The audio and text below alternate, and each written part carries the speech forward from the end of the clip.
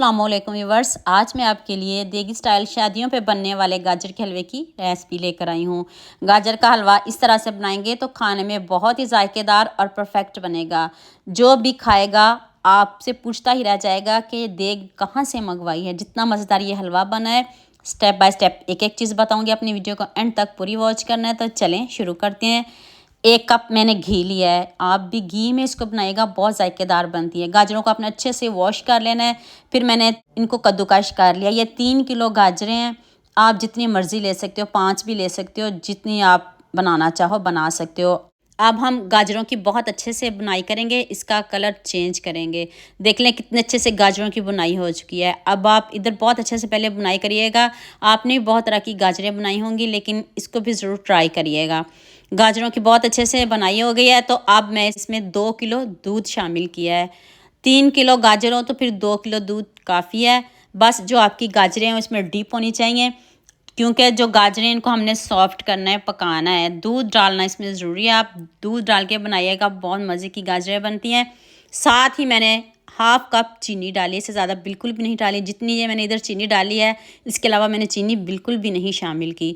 आप दूध को, चीनी को बहुत अच्छे से मिक्स कर देंगे। ऊपर से हम इसको कवर कर देंगे, कवर करके पकाएंगे और बीच बीच में हम चम्मच चलाते रहेंगे।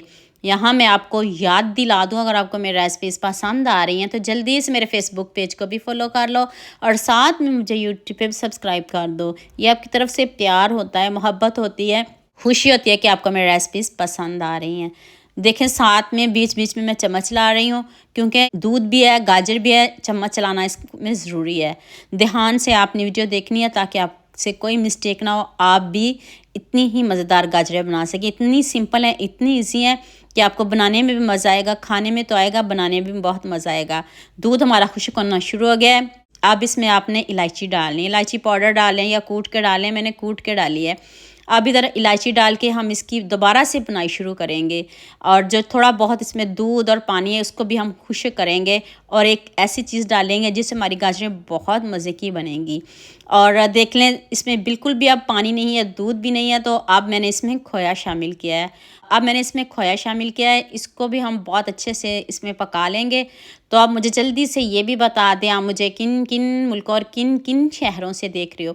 मुझे बहुत खुशी होती है जब आपके फेसबुक और यूट्यूब पर खूबसूरत से कमेंट पढ़ती हूँ। आप सबका खूबसूरत कमेंट करने का बहुत बहुत शुक्रिया, और आप सब के लिए भी दिल से दुआ है मेरी। आप भी हमेशा खुश रहिए और हमेशा मेरे साथ ऐसे ही जुड़े रहिए। और खोया देखें कितने अच्छे से मेल्ट हो गया। दोबारा से जब आपने हलवे को उतारना हो, दोबारा से हम 1 से 2 चम्मच घी डालेंगे इसको शाइनी करने के लिए।